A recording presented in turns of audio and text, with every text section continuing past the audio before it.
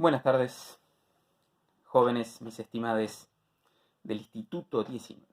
Bueno, vamos a continuar el último video que analizaba un poco el comportamiento de Argentina siglo XX e hicimos justamente un corte en el video en Argentina 1976.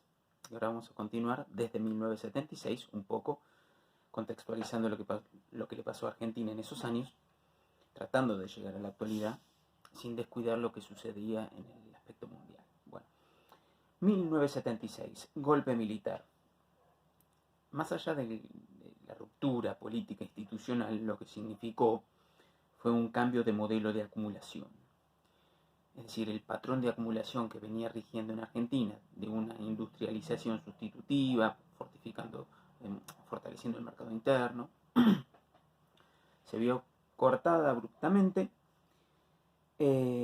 Básicamente lo que se fue una disolución de las alianzas sociales, es decir, se impusieron sectores económicos por sobre otros, ¿no es cierto? El diagnóstico de la dictadura respecto de la economía era que se había llegado a un punto de agotamiento, es decir, según palabras de Martínez de Oz, un estatismo, demasiado Estado, que agobiaba, que asfixiaba las iniciativas productivas privadas, que coartaba la libertad económica. Ese era el diagnóstico.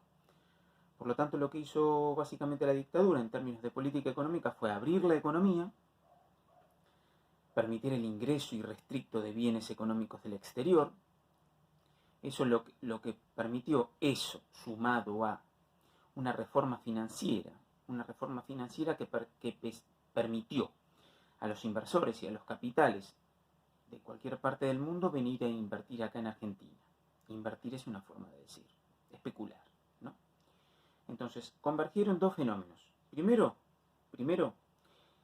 esa frase famosa que ustedes habrán escuchado que se llamó DM2. ¿Qué era el DM2? Es decir, la apertura económica, comercial. Venían todo tipo de bienes de afuera, ¿sí?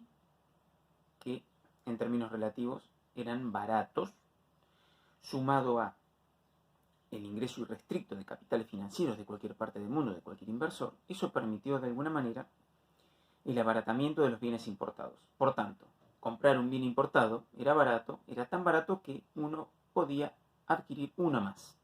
De ahí surgió esa famosa frase que pasó en la historia como el DM2. Esto se ve muy bien en la película argentina Plata Dulce. Es una película vieja del año 1982, pero lo muestra en forma muy gráfica, muy visual, ¿no? Y otro fenómeno fue la bicicleta financiera. Es decir, el dólar en esos años estaba muy barato, ¿sí? O el peso estaba muy fuerte. Esto ya lo vimos. Entonces, cualquier inversor extranjero nacional se endeudaba en el exterior, se hacía de dólares en el exterior, los insertaba en Argentina, los pasaba a pesos, el peso, recordemos, estaba muy fuerte. Eso generaba una rentabilidad en dólares, una rentabilidad muy alta en términos de pesos. Cumplido un plazo de tiempo, esos pesos se pasaban a dólares. Recuerden que los dólares estaban baratos y se fugaba al exterior. Eso se dio a conocer como bicicleta financiera. Lo habrán escuchado nombrar.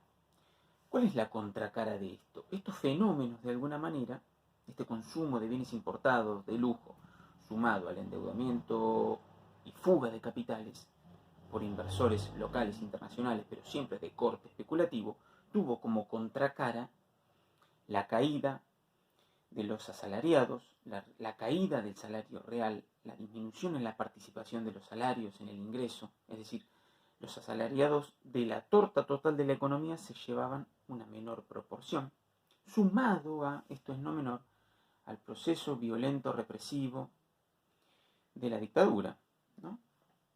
Desaparición de personas y secuestros de bebés. Esto no es un dato menor. Digamos, el modelo económico se engranó con el modelo político institucional represivo dictadura. ¿Ok? Ahí vemos cómo los engranajes del modelo económico, social, regresivo, ¿sí? Destructor de pymes, podríamos decir, y por el otro, el modelo político represivo de desaparición de personas y secuestros de bebés. Esto se dio en ese contexto internacional.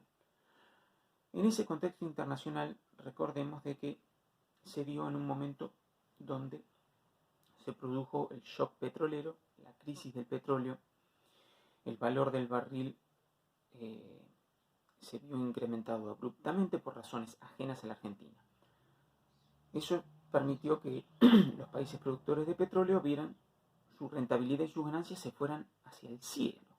Con lo cual, esos dólares productos de la rentabilidad petrolera, llamados petrodólares, se canalizaron a la banca estadounidense, a los bancos estadounidenses. Los bancos estadounidenses se vieron con un caudal de capital financiero increíble, con lo cual dijeron, bueno, ¿qué hacemos con estos capitales financieros?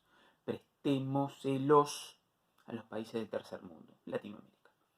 Ese fue el origen del proceso de endeudamiento de Latinoamérica, proceso que primero mostró su pequeña explosión en México, con la crisis mexicana, y que luego sobrevendría con la década del 80, que fue lo que tuvo que padecer Alfonsín.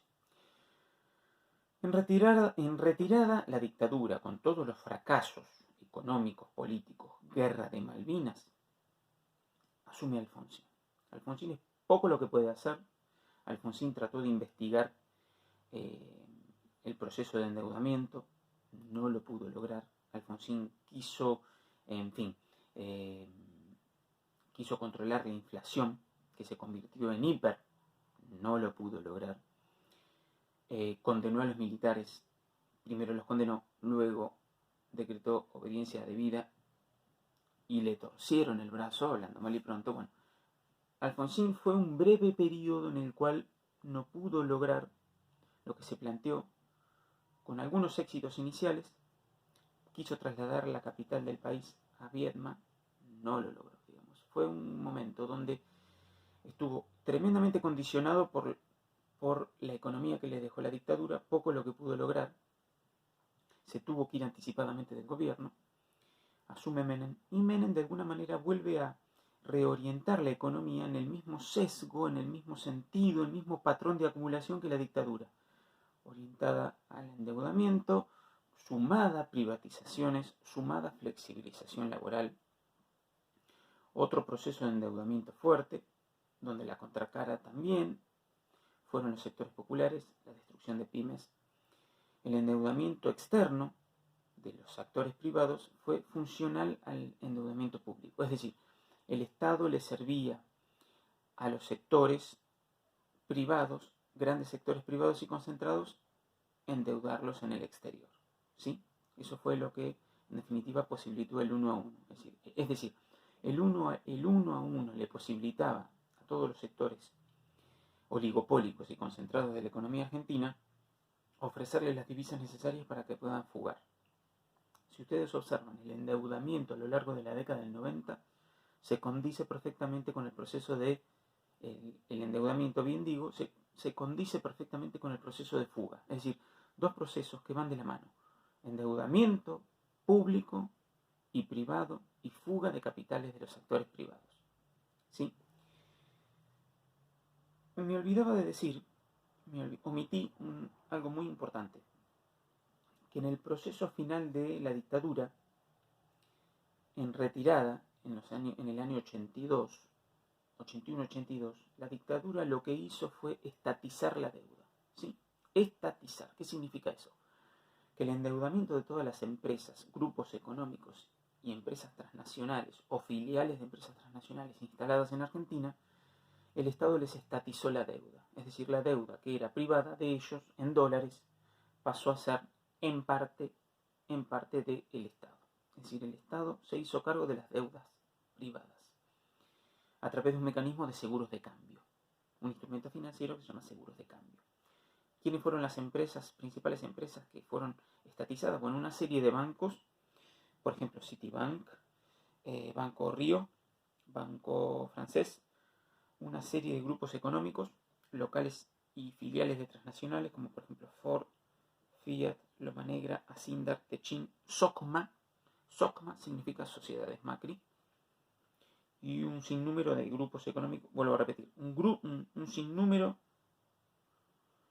de grupos económicos y transnacionales, filiales de transnacionales instaladas acá en Argentina, que posibilitaron endeudarse y fugar, ¿sí?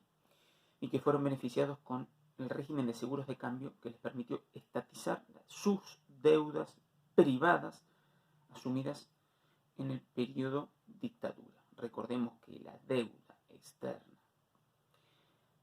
a lo largo de la dictadura creció exponencialmente y eso no se tradujo en beneficios a la población, beneficios a las grandes mayorías, ¿sí? Hay una figura legal que se denomina deuda odiosa.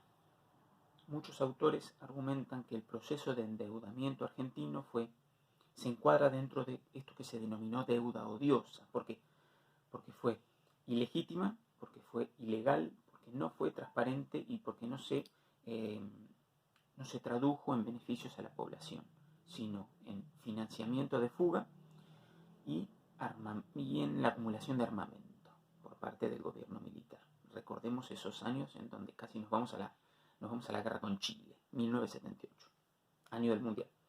Bien, resumiendo, cuando tratemos de analizar estos periodos, estos gobiernos, tratemos de ir más allá de los nombres, tratemos de ver el modelo de acumulación, tratemos de ver que el diagnóstico sugerido por la dictadura y por el menemismo radicaban siempre o se instalaban siempre en la ineficiencia del Estado, en la inoperancia y en la ineficiencia de las empresas públicas, por eso se privatizaron.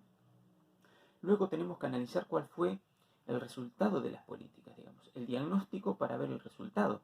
El resultado de las políticas siempre fue desocupación, caída del salario real, menor participación de los asalariados, es decir, de los trabajadores en el reparto de la torta total de ingresos. El modelo instaurado por la dictadura en 1976 caducó, entró en una etapa final de crisis en 2001. Es decir, el modelo de endeudamiento y fuga de capitales arranca en 1976 y concluye en forma drástica, en forma de crisis, una monumental crisis en 2001, fenómeno reciente para nosotros, con una profunda crisis económica, política y social. ¿Qué pasa del 2001-2002 en adelante? Bueno, se instauró un nuevo modelo que pretende dar vuelta a la página y sostenerse y afianzarse en un proceso de producción, en un proceso de protección, en un símil estado de bienestar donde se procuró de alguna manera fortalecer el mercado interno, elevar los salarios reales, cerrarse un poquito más económicamente, no depender tanto de los capitales, no entregarse mansamente a los mercados financieros como hizo la dictadura y como hizo Menem, no entregarse mansamente, sino centrarse en las capacidades productivas, tratar de reindustrializar. Fue un proceso difícil, no fue exento, digamos, de conflictos internos que fueron de alguna manera atravesando toda la década del 2000 y la década del 10 de este nuevo siglo, con algunos eventos que ya no son más familiares y más cercanos y que eventualmente los charlaremos, porque nos resultan más frescos en la memoria que otros. Así que bueno, chicos, esto apunto a este video. Centralizar el comportamiento macroeconómico 1976 hasta los últimos años, última década. ¿Cuáles fueron los rasgos generales? Recapitulando, se aborta el modelo EASY, se instala un modelo de endeudamiento, valorización financiera, fuga de capitales por grandes actores económicos, locales e internacionales. La contracara de esto es un declive, un comportamiento, una pauperización de los sectores populares. ¿Esto dónde se ve? Bueno, tasa de desocupación, pobreza, indigencia. Recordemos estos indicadores hacia fines de la década del 90, digamos, 2000, 2001, indicadores de altísima pobreza, indigencia y con hiperdesocupación, ¿sí? Así como la década del 80 terminó con hiperinflación, la década del 90 terminó con una hiperdesocupación insólita para lo que era la historia económica argentina. Bueno, espero haber sido claro, espero que haya sido clara mi exposición, que pretendió de alguna manera resumir, dar un pantallazo de lo que fue el comportamiento argentino 1976 en adelante. Les mando un gran codazo y espero que se encuentren bien. Chau, chau.